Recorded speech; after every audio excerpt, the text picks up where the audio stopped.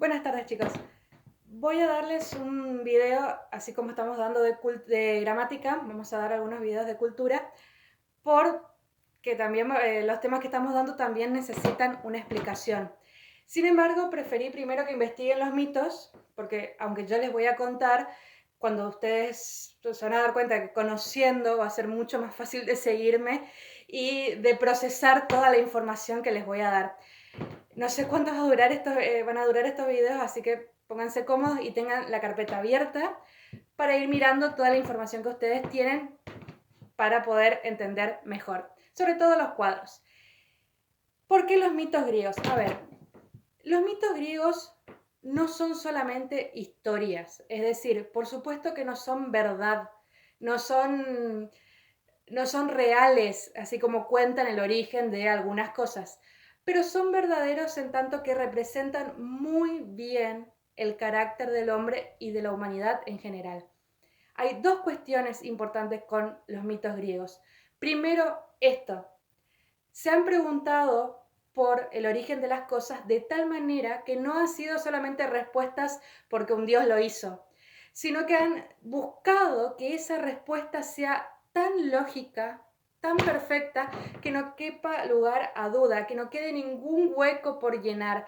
Y esas representaciones han demostrado que ellos pensaban muy bien acerca de qué y cómo era el hombre, cómo era la naturaleza, y el sentido que ellos le dieron a esas historias es prácticamente tan perfecto que permanece hasta la actualidad. Y esa es la segunda cuestión. Los mitos son fundamentales, los mitos griegos, fundamentales para entender al hombre porque están muy bien razonados. Y por otra parte, gracias a ese razonamiento es que perviven hasta la actualidad. Fíjense que ustedes han encontrado memes de Sísifo.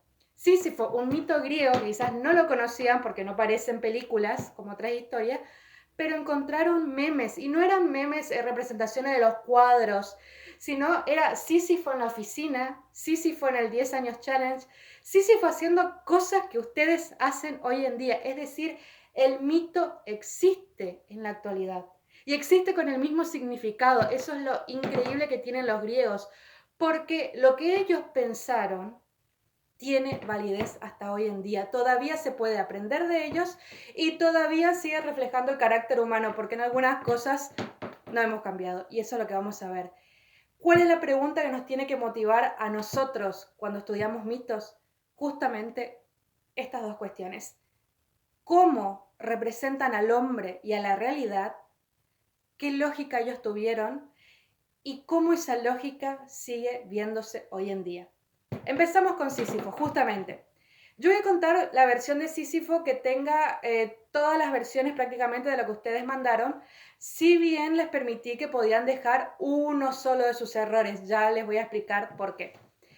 ¿Qué hizo Sísifo? Sísifo se lo caracterizaba como una persona muy astuta, muy inteligente.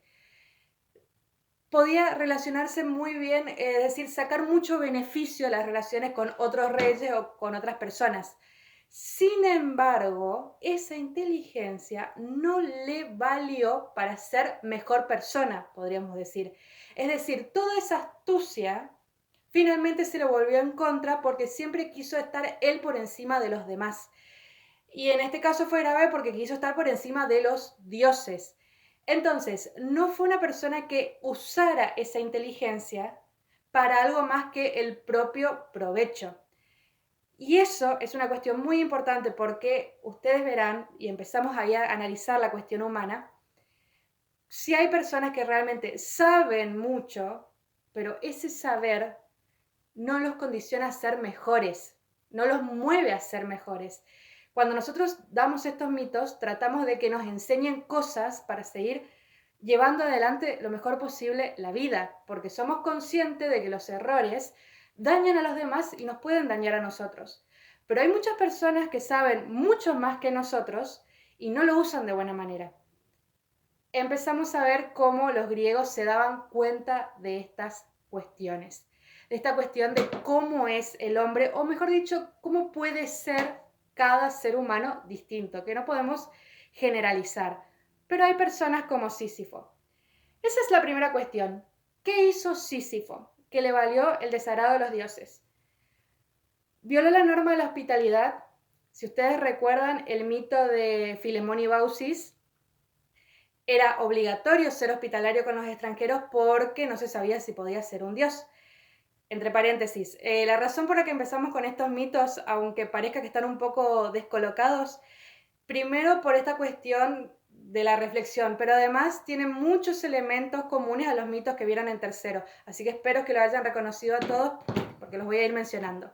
Entonces, primero, no era hospitalario.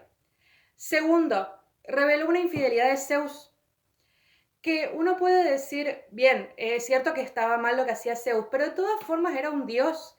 Nadie se atreve a sobrepasar al dios porque sabe que nunca va a ser tan poderoso como Zeus. Algún castigo va a venir. Pero sí, si fue en su inteligencia y en su soberbia, él creía que nunca iba a recibir las consecuencias de sus actos. Y eso fue lo que pasa, porque cuando Tánatos va a buscar a Sísifo, él lo encadena, podemos decir, lo encadena o la encadena la muerte o encadena al dios. Él lo encadena, es decir, él estaba convencido de que se iba a librar de todas las situaciones, de que siempre iba a salir bien parado, airoso, porque se consideraba muy inteligente.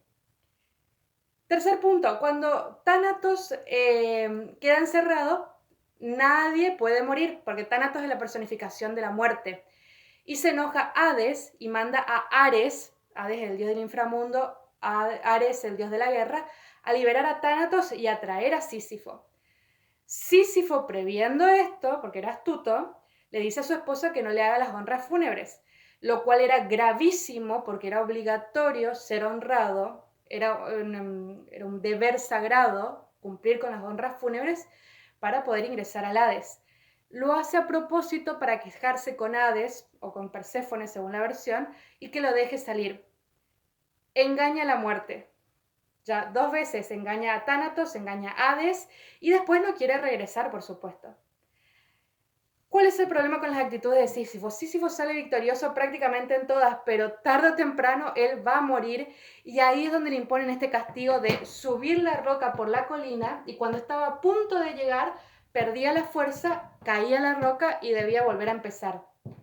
Este perder la fuerza era parte de su castigo, es decir, siempre iba a perder la fuerza, porque esa era la condición de Hades, él se iba a liberar cuando llegara a la cima, sabiendo Hades que siempre le iba a hacer perder la fuerza y que iba a rodar la roca para volver a subir. Uno se pregunta, bueno, ¿por qué seguía haciéndolo Sísifo? Y quiero rescatar una versión que copió un alumno o alumna, no recuerdo quién era, pero que me gustó mucho porque decía que Sísifo hacía eso con una sonrisa, como diciendo, me voy a burlar porque si bien estoy castigado, fui más inteligente que todos ustedes. Y la otra versión, la más sencilla, Sísifo estaba condenado a eso, Sísifo estaban el cancerbero, las furias abajo para causarles daño, Sísifo tenía la esperanza de ser liberado algún día. Todas las interpretaciones son válidas porque en definitiva dan la misma enseñanza. ¿Cuál es la validez del mito de Sísifo? ¿Por qué sigue siendo importante hoy en día? El mito de Sísifo representa los errores que se repiten. Es decir, esas situaciones de las cuales uno no aprende nunca y siempre comete otra vez el mismo error. Por ejemplo, no sé si son ustedes o conocen personas así, que dejan todo para último momento. Y por supuesto, sale mal. Y a la vez siguiente dice, no, me voy a poner las pilas de entrada y otra vez dejan todo para último momento. La siguiente vez lo mismo, así, etcétera. Y se van acumulando las desesperaciones, los errores, etcétera. Personas que son impuntuales y que dicen, sí, yo voy a cambiar. Y siempre, otra vez, la impuntualidad, siempre se duermen, siempre dejan para el final, no se apuran, etcétera. Personas que, si uno conoce a alguien que miente, que siempre miente y no corrige nunca eso. Eso es Sísifo. O personas quizás que son muy impulsivas y que toman decisiones sin pensar y después dicen, no, pero hubiera pensado un poco mejor y a la siguiente ya están otra vez tomando una decisión sin pensar y siempre lo mismo. Entonces, ¿qué pasa con esas personas? Son como Sísifo. Así como la roca sube y va a caer, sabemos que esa persona va a volver a cometer lo mismo y otra vez volver a empezar, y así, como dice Sísifo, por toda la eternidad. ¿Qué nos muestra esto? Muchos mitos griegos hablaban de la superación, es decir, que se podía cambiar, se podía crecer, etc. Pero también está el mito de Sísifo, que nos muestra que hay personas que no cambian nunca. Que hay personas que siempre van a hacer eso, y aunque digan que van a cambiar, no cambian. Eso también es real, también es así, también pasa. No podemos negar que existan este tipo de personas. ¿Y cuál es la importancia de esto? ¿Por qué los mitos griegos? Porque dice que la teoría de los estudiosos dicen que lo que decían los mitos griegos es que conociendo el origen uno es dueño de las cosas. Ese es el fundamento de los mitos griegos. Los mitos griegos explican el origen de algo, ya sea el origen de las estaciones, como el rapto de Perséfone, el invierno, la primavera, etc., o ya sea cuestiones más humanas, como esto de la actitud de Sísifo, de que hay personas así, y no las mandó un dios, y no decide nadie por ellos, no, son las personas de esa manera. ¿Y por qué yo consigo dominar? Porque cuando yo me doy cuenta de que eso es así, puedo tomar una buena decisión. Nosotros queremos decir, no, va a cambiar, no, hay que tener paciencia, no, todos cometemos errores. O la misma persona que dice, no, yo soy así. Sí, sos así, pero no quita que te estás equivocando y te seguís equivocando y te seguís equivocando y seguís cansando al resto y seguís agotando, porque lo que está en el castigo de Sísifo, por eso es tan importante el meme que dice que a él lo cambian a un trabajo de oficina, porque el castigo de Sísifo es rutinario, es repetitivo, es lo que podríamos decir agotador de lo podrido que es tener que hacer siempre lo mismo toda la eternidad. Y así como se debe sentir Sísifo, de todo el tiempo estar subiendo y cayendo la roca y volver a subir y caer la roca y volver a subir y que siempre sea un error, así se sentían las personas que estaban con él. Así se sentía Zeus, así se sentía Hades, así se sentía Tánatos, Ares, Hermes. Todos los que engañó Sísifo estaban hartos. Entonces le pusieron un castigo en el cual él se hartara toda la eternidad. Si yo conozco el origen de las cosas, las puedo dominar. Si yo sé que la persona quizás no cambia nunca, ¿por qué tengo que aguantar eso? Que quizás puede ser una situación muy grave que se está aguantando. Esa es la representación del mito. Si yo sé que dejo todo para lo último y siempre termina mal, ya sea que no entrego el trabajo práctico, tengo una baja nota, me olvido de hacer algo o no entreno quizás en un equipo y perjudico al equipo porque terminamos perdiendo.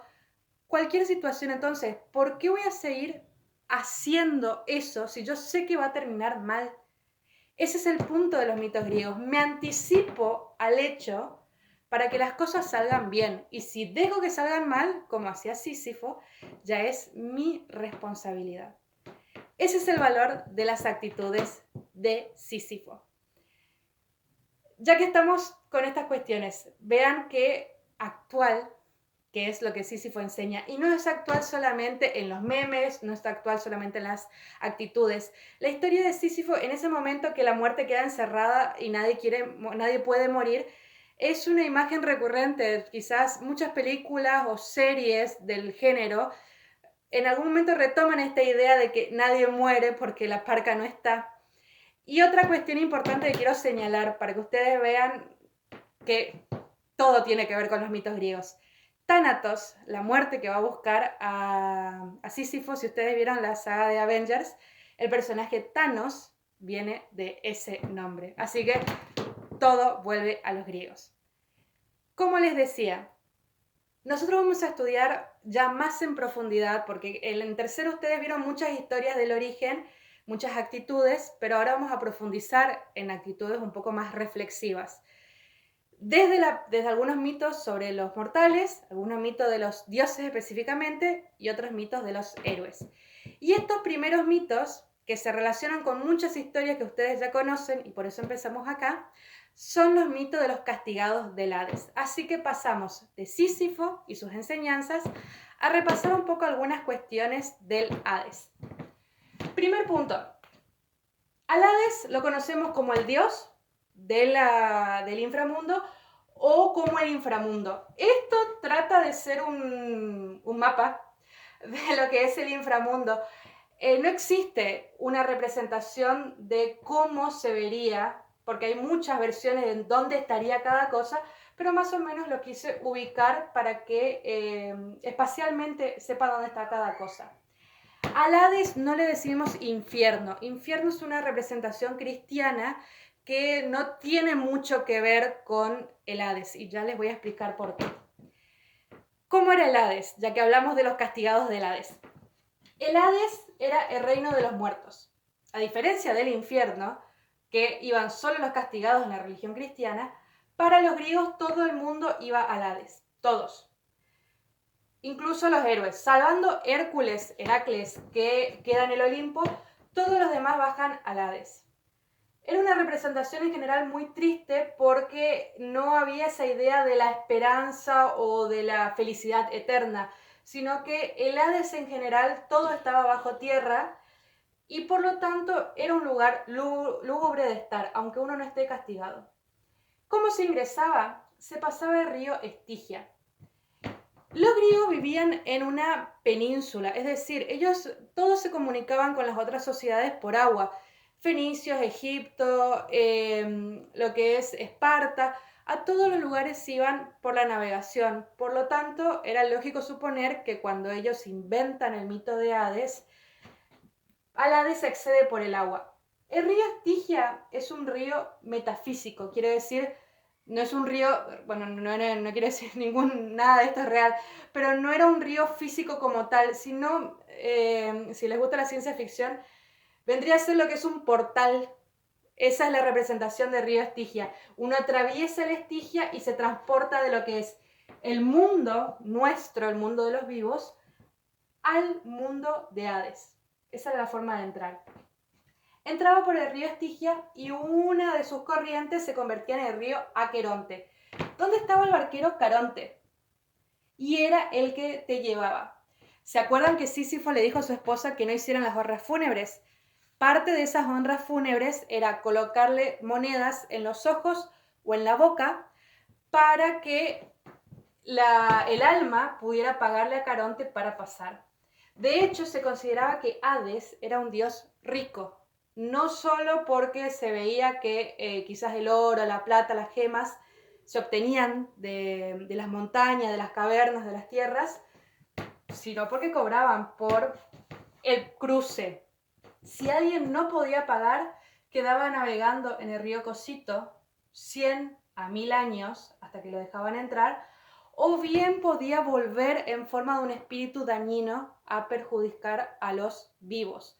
Por eso era fundamental hacerle ritual y que la persona, el alma, pudiera descansar en paz. Entonces, por este río, por aquí, es que entran Teseo y Pirito, cuando van a buscar a Perséfone para que Pirito tenga un descendiente con ella. Piensen, ¿se acuerdan de algún otro héroe que haya bajado al Hades vivo? Orfeo. Orfeo, cuando baja a buscar a Eurídice, también pasa por este lugar, por el Estigia, y entra con el barquero Caronte. Muchos héroes descendieron, es decir, bajaban los espíritus, pero la prueba más importante para un héroe se consideraba el Hades porque era un lugar desconocido y además porque la muerte tiene esa connotación de la que uno no vuelve. Así que, así como está primero que mencionamos a Teseo, ustedes ya habrán visto, Orfeo también había bajado al Hades. En el caso de Sísifo, él es llevado con su alma. Por lo tanto, la barca se hunde con Orfeo y con Teseo. Entre otros, ya van a ver otros héroes. El barquero se llamaba Caronte. Quiero hacer una acotación más. Caronte todavía es un nombre de la actualidad. Es una luna del planeta enano Plutón. Plutón es el nombre romano de Hades. Por lo tanto, es lógico pensar que a su luna le pusieron el nombre de su barquero. Vean, todavía existen los mitos griegos. Cuando el alma entraba, se celebraba un juicio. Había 3 jueces en el inframundo: Minos, Eaco y Radamantis. Este Minos es el mismo del Minotauro, era el padrastro del Minotauro. Radamantis era su hermano. Después de todos los conflictos con el Minotauro, Zeus le permite a él y a su hermano ser jueces del inframundo, que quiere decir que ellos decidían cada alma a dónde irían, a los campos elíseos, a los campos de Asfódelo o al Tártaro. Éaco, en cambio, era el abuelo de Aquiles. Si ustedes recuerdan, a Aquiles le sumergieron en el río Estigia y su madre, que lo sujetó, que era la diosa Tetis, lo sujetó por el talón y ese único lugarcito por donde ella le tocó no llegó a tocarle el agua del río Estigia y era la única parte mortal. Por ese lugarcito, Paris le pasó una flecha y lo asesinó. El río Estigia tenía una gran connotación para los griegos porque creían, inclusive los dioses, que si alguien juraba por el río Estigia, sí o sí tenía que cumplir, porque si fallaba esa palabra, el río Estigia le iba a absorber el alma. Inclusive a los dioses iban a quedar atrapados en el río Estigia si juraban y no cumplían. Así que era muy importante. Entonces, tenemos estos tres jueces. En el caso de Sísifo, claramente él va al Tártaro. ¿De qué se trataban estos tres lugares? Los campos elíseos eran la representación de lo más cercano que tenemos al paraíso, pero no eran para nada el paraíso cristiano. Era el lugar de los bienaventurados, es decir, de los hombres que se habían destacado en el mundo de los vivos, de los héroes, exclusivamente de los héroes. No alcanzaba a ser una buena persona, había que destacarse sí o sí para ir a los campos elíseos. Era un lugar donde había un poquito más de luz, pero no era una claridad, y donde sí había vegetación, árboles, comida, etc. Pero hasta ahí, no era una contemplación divina de la felicidad, no, eso era todo lo que había en los campos elíseos. Estaba la isla de los bienaventurados, donde quedaron algunos héroes, y el jardín de las Hespérides, que eran las manzanas de oro, que Zeus le regaló a Hera como regalo de bodas. Esto estaba todo en el campo elíseo. Después estaban los campos de Asfódelo, que significa niebla. Si ustedes vieron quizá alguna representación de los pantanos de Escocia, más o menos es esa idea.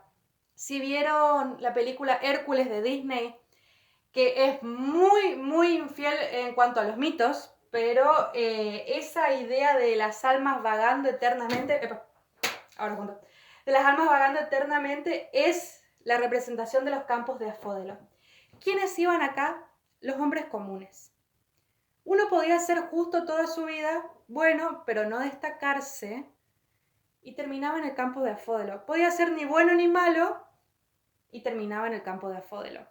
Porque para los griegos la idea de la muerte era muy temible, es decir, no tenía ningún valor con respecto a la vida. La vida, con su juventud, su belleza, era muy superior a cualquier cosa que pudiera ofrecer la muerte. Era muy desesperanzador el Hades, porque se consideraba que pasabas la eternidad haciendo lo mismo. Aunque no fuera un castigo, esa rutina era agotadora. Por lo tanto, era muy importante destacar porque aunque no terminaras en los campos de Asfódelo, por lo menos la gente te iba a recordar siempre, se iba a contar siempre tu historia. Entonces, ese destaque era lo que lo llevaba a los campos elíseos y lo que aseguraba que uno siguiera vivo de alguna manera en la memoria de la gente. Y de esa forma evitar esto tan lúgubre que era la muerte, esto tan aburrido, este hastío, este fastidio de decir, bueno, viví toda la vida igual, bueno, pasó la muerte en estos campos de niebla. No hacían otra cosa más que girar en la niebla. Una representación de cómo uno iba viviendo. Era fundamental para los griegos destacarse. Y por último estaba el Tártaro, que era el lugar de los castigados. El Tártaro es la representación más cerca de lo que tenemos del infierno. Era un lugar donde estaba el Flegetón, que se suele llamar Piriflegetón o Flegetonte, un río de fuego. Esta idea de que acá se quemaban a los criminales, pasaban toda la eternidad siendo torturados por el Cancerbero, el perro de las tres cabezas, y las Furias, que eran las tres diosas de la ira. Al Tártaro va Sísifo, es decir, estaba el río de fuego, pero también podemos imaginar que estaba la colina donde él subía. Al Tártaro va Tántalo, que ya vamos a ver, y en el Tártaro es donde es llevado Pirito después de pasar por el palacio de Hades y Perséfone. Pirito que entra a hablar con Perséfone y Hades lo sienta en la silla del olvido. Cuando Heracles baja a buscar al Cancerbero para su último trabajo, libera a Teseo y deja a Pirito, que queda torturado en el Hades. ¿Qué nos muestra el mito de Pirito? ¿Cómo se personificaba a Hades como dios de la muerte? Un dios muy astuto. Por eso es importante pensar que Sísifo fue más astuto que Hades, por lo que hablaba de cómo era Sísifo. Pero era un dios muy inteligente. Fíjense que él no discute con Pirito. Él lo sienta y lo engaña. Y esa es la idea que se tenía de la muerte. Hades tenía un casco de la invisibilidad que representaba que se consideraba y se asumía correctamente que la muerte es esa entidad que no avisa cuando va a llegar, por eso es invisible, y que siempre llega, por eso es tan inteligente. Cuando Hades le dice a Orfeo que puede salir Eurídice, él ya sabía que Orfeo no le iba a poder sacar. Hades nunca pierde, ni siquiera con Sísifo, por más de que Sísifo lo engaña, Hades sabe que tarde o temprano va a morir. Por lo tanto, esa es la representación que vemos y nos damos cuenta de cómo los griegos pensaban todo. No se quedaban solamente, sí, es un dios y la representación de la muerte y la calavera y el miedo. No, le daban personalidad al personaje. Y eso es muy importante porque no lo hacían las otras religiones. En el Tártaro había otros castigados famosos que no era necesario investigar, pero les cuento. Por ejemplo, estaba Dánao, que era el rey de Egipto. Él tenía 50 hijas y su hermano tenía 50 hijos. Él estaba peleado con su hermano, entonces obligó a sus hijas a casarse con sus sobrinos y las obligó a que los mataran en la noche de bodas con puñales. Solo una se negó y Dánao y las 49 hijas fueron castigados en el Tártaro, condenados a llenar un pozo sin fondo con una vasija agujereada. Cada agujero era representación de los agujeros que las damas infligieron en los cuerpos de sus esposos. La ironía, podemos ver, de Hades. Y en el caso de Tántalo, que cocinó a su hijo, fue condenado a pasar hambre. Atado a un árbol que no podía comer, que el agua que le subía, que no podía beber. Y no es solo una cuestión de cocinó al hijo, bien, pasa hambre, que es lógico, sino que es una cuestión porque Tántalo quería igualarse a los dioses. Él le gustaba que lo inviten a los banquetes. Él tentó a los dioses porque le quiso poner a prueba a los dioses. Quiso sentirse más importante, quiso estar a la altura y era simplemente un mortal. Entonces, el castigo que se le da a Tántalo es de recordarle constantemente su condición de mortal, porque la necesidad más básica del ser humano es la comida. Entonces, Tántalo, que quiso ser tan importante como los dioses, pasa toda la eternidad sufriendo la necesidad más básica de los hombres. La soberbia de Tántalo lo bajó hasta lo más precario que puede tener el ser humano. Esa lógica que representa la astucia de Hades, esa es la lógica de la enseñanza que demuestra que al final siempre vamos a tener las consecuencias de nuestros actos. No vamos a tener consecuencias extraordinarias. Para los mortales siempre vamos a terminar de esa manera.